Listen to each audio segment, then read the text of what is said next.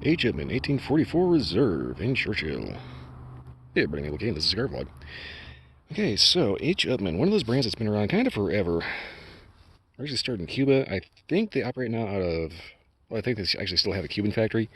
But I think they've also got facilities in Honduras and Dominican Republic. Don't quote me on that because I'm not entirely positive. Point blank though, I got a rather good-looking cigar, and I have no idea how it tastes. So I'm going to find out. Construction is pretty good so far. This looks like a huge double cap, which is always good. Personally, I think I'd rather see an oversized double cap as opposed to somebody trying to squeeze a triple onto there. Now here's hoping I can get this lit without the camera falling out of the tree again.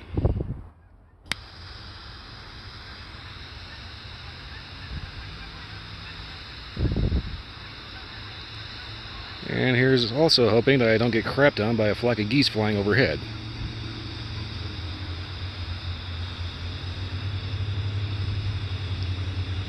Go ahead and barbecue that bitch, come on. Get lit.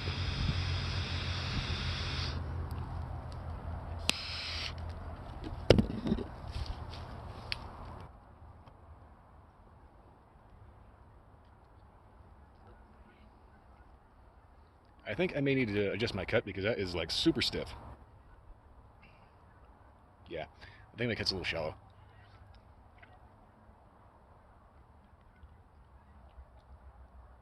Straight away though.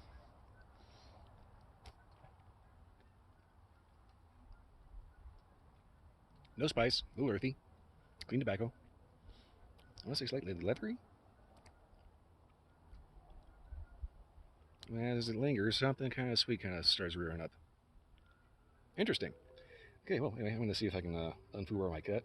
The light seems to be pretty good. So I'll go ahead and do a little doctoring and get back to you at the first inch. Also helps if I can remember what I'm trying to say. I don't know how well that shows up, but I was just walking along and I heard this massive uproar of geese. And yeah, they are all over. That was loud and kind of freaky.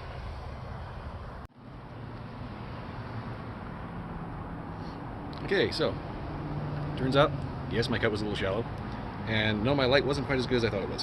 Whoops. But that drop made all the difference. Taking just a little bit more off of there, so it opened up a little bit more. This is one of the nice things about having a huge double cap. You can actually do that without screwing things up. Flavor just like flooded, where, you know, the initial cut was just a little too stiff to get anything positive. Yeah, so far this one just like struck up all kinds of different notes. A little bready, a little cocoa, a little mocha, a little coffee, a little bit of this, a little bit of that, a little bit of all kinds of other stuff. No spice, which is good. That's how you know that they probably had a pretty good fermentation time on the actual tobacco.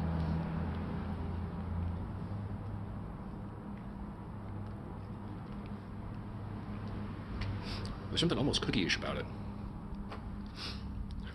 Touch of earthiness? Yeah, a lot of different flavors going on in this one. So I'm pretty sure this one's going to end up building, and by the halfway point, this will be really interesting. So that's what I'm going to do. I'm going to go ahead and smoke this down to the halfway point, give an update from there, and hopefully not have another massive flock of fucking geese. Because you know that they're going to be dive bombing something.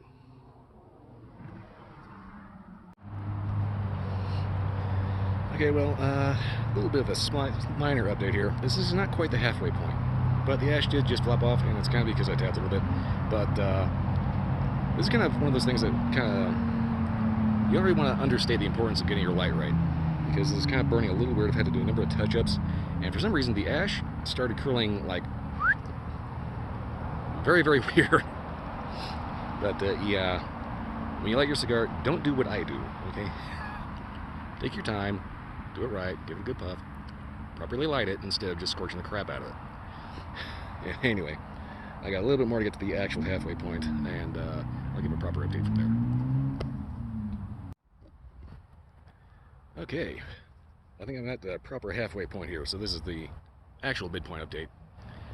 And so far, there have been a lot of flavors going on. This is one of those cigars that pretty much everybody's going to get something a little different because of the fact that it's really, really well blended. There's a bunch of different flavors that I've been pointing out. I've been getting a little, occasionally a little touch of like a bitter leathery kind of bit.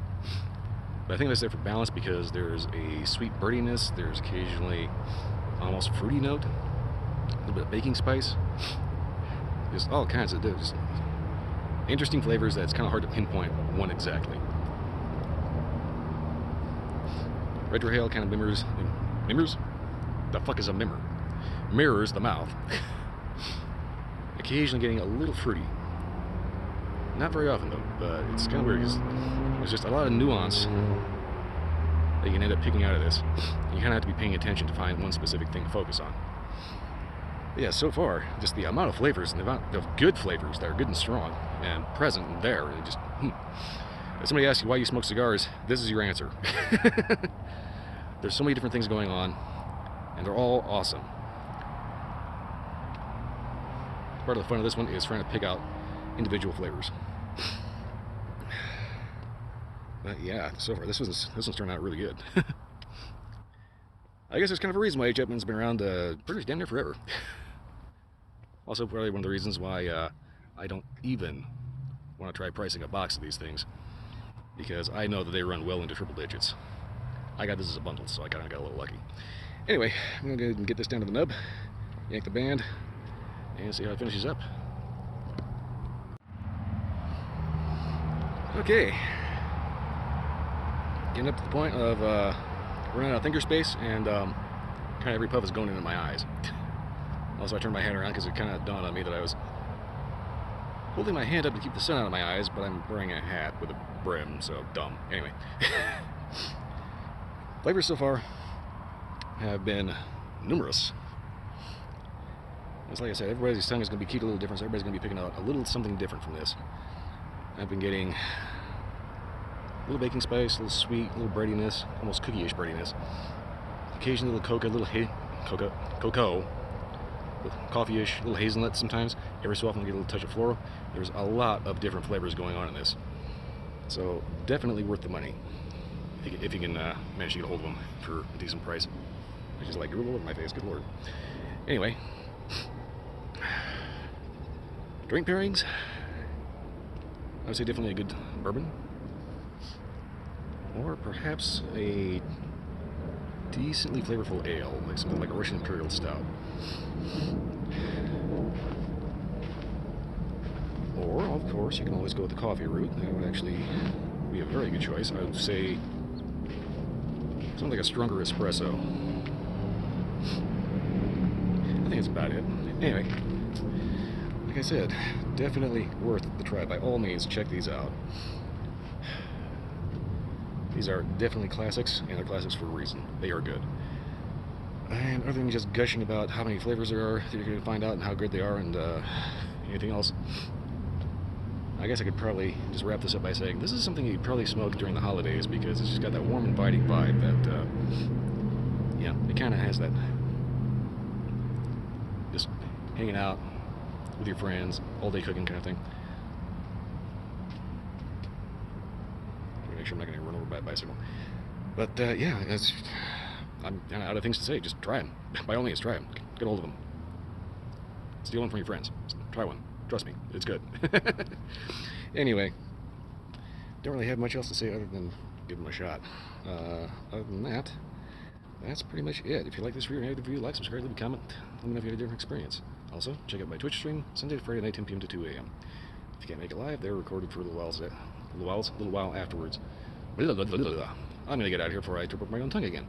Anyway, that's all I got for this one. I'll see you next time.